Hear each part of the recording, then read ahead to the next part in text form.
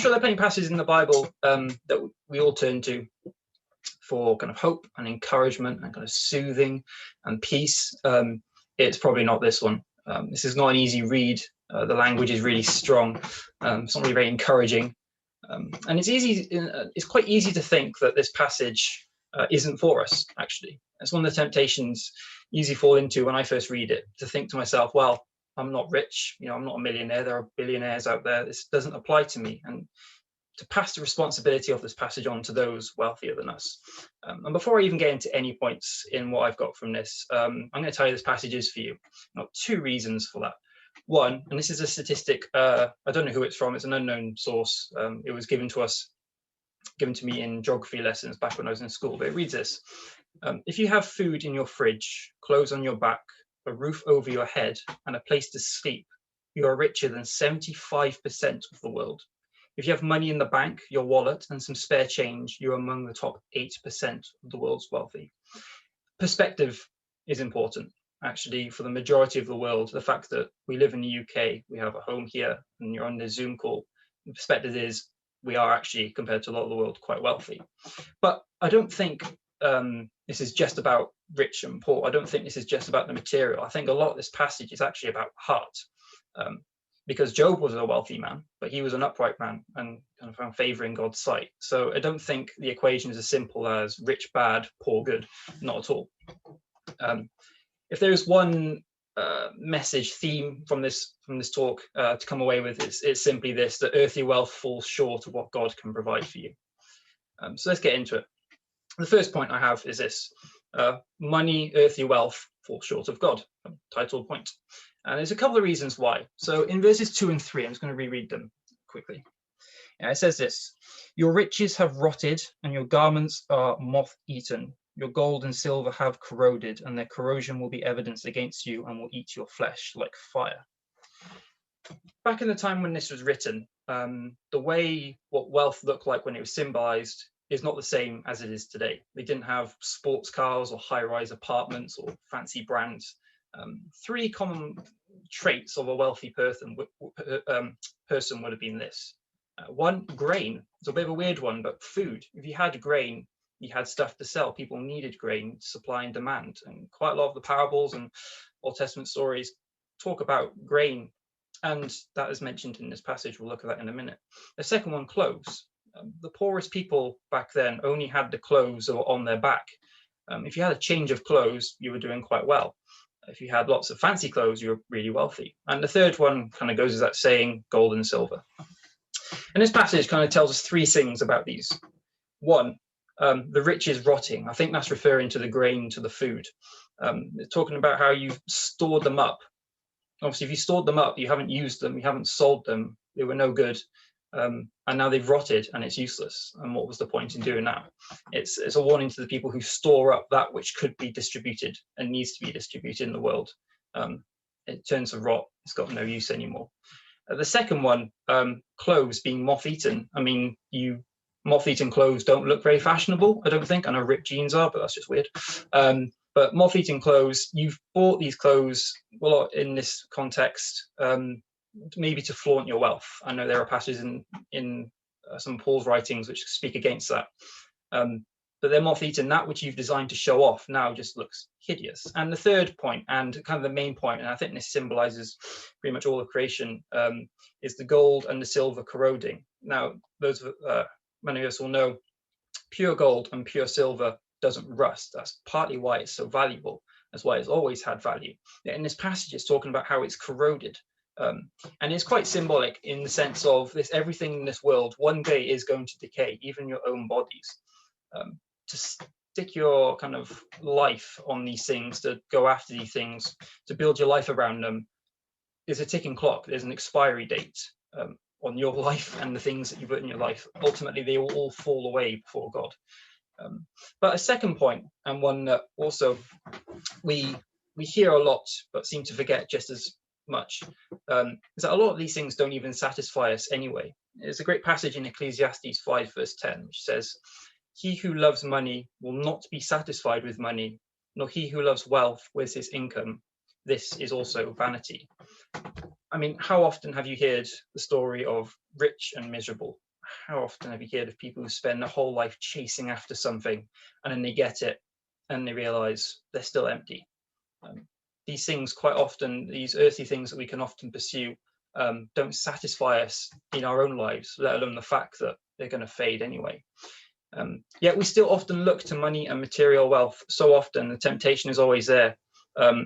We still often see it as the kind of the answer to all our problems instead of God in a daily basis anyway. And it's a question to why do we do that?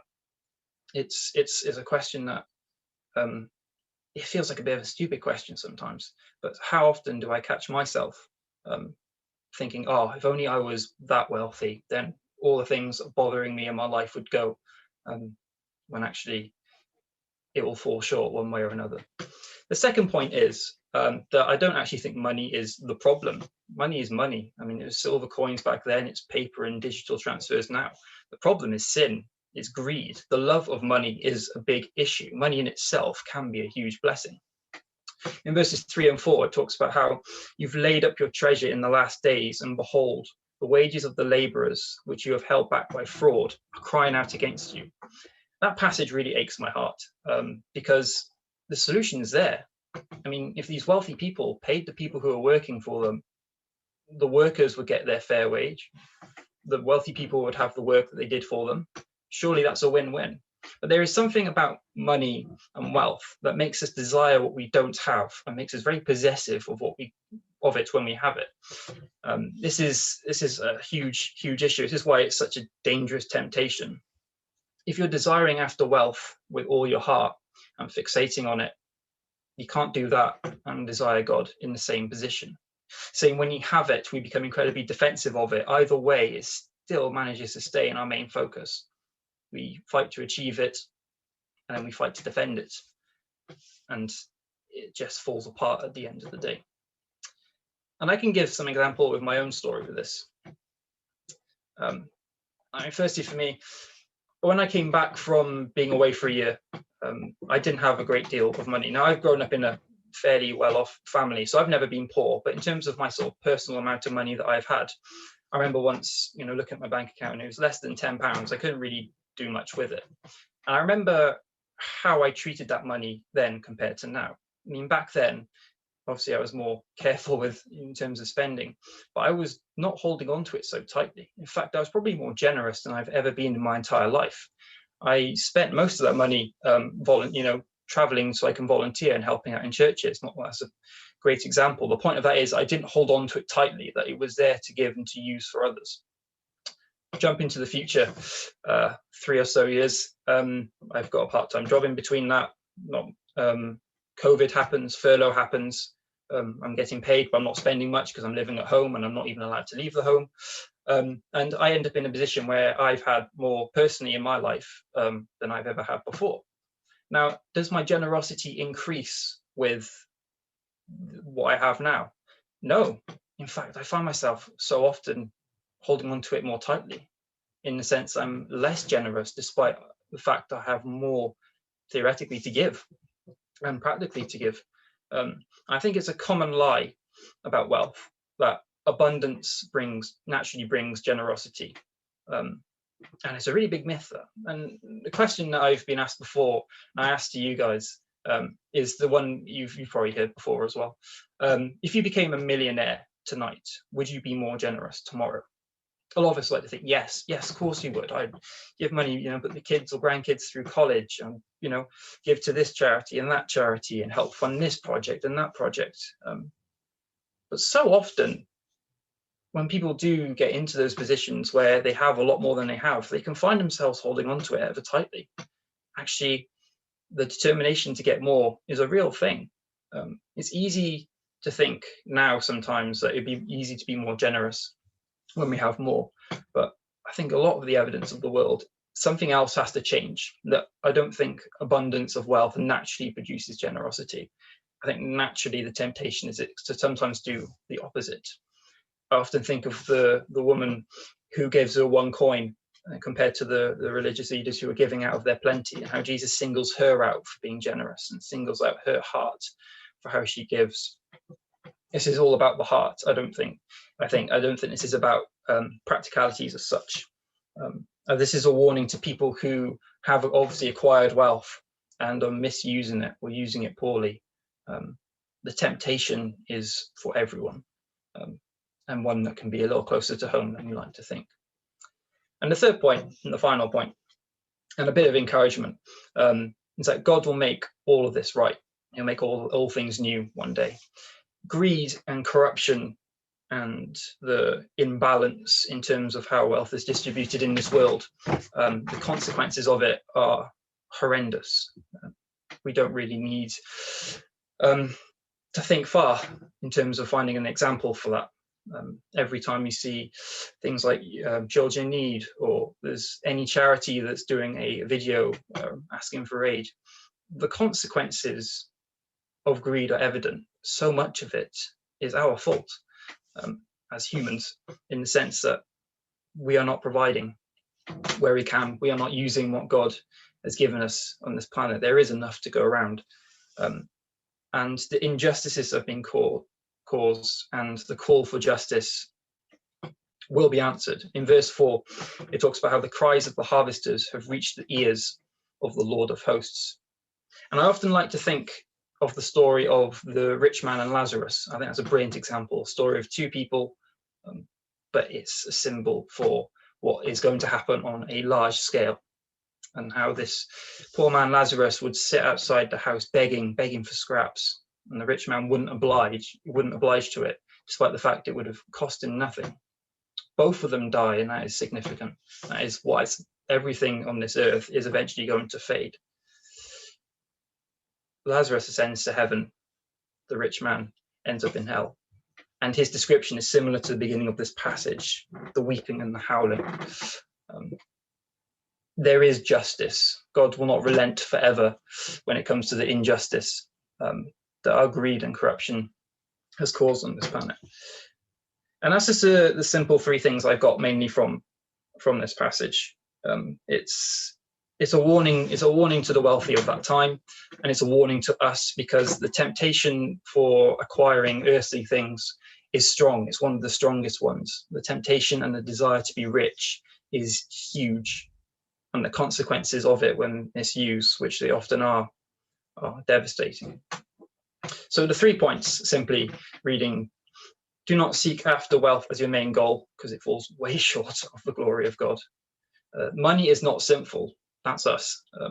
Money in itself is not a bad thing. It's easy to read this passage and think money is just bad, and poverty is good. Some people have this really twisted view. It does exist in this world. And the third and final point, that God is going to fix this. But there isn't an application in this passage. There isn't an instruction. It's just a bad example. But in 1 Timothy 6, verses 17 to 19, there's a great passage which I just want to end this quick talk with. It says this: as for the rich in this present age, charge them not to be haughty, not to set their hopes on the uncertainty of riches, but on God, who richly provides us with everything to enjoy. They are to do good, to be rich in good works, to be generous and ready to share, thus storing up treasure for themselves as a good foundation for the future, so that they may take hold of that which is truly life. I just got a couple of questions for us to take into our breakout rooms, and then I will pray and hand us back to Vicky. And the first question is this: why do we so often think money is the answer to all our problems? It's just a question right in the face, one that is obvious, yet an answer can sometimes be eluding. And the second one, abundance does not naturally produce generosity. I mean, do you even agree with this statement? How can we honor God with what he has given to us? So that's last question is kind of two. Take your pick. And then spend some time praying for each other, as this is a topic which is relevant to all of us, whether we are exceptionally wealthy or just making enough to get by. This is a passage which is for all of us. Don't pass up on it. I'm going to quickly pray for us and then hand us back to Vicky.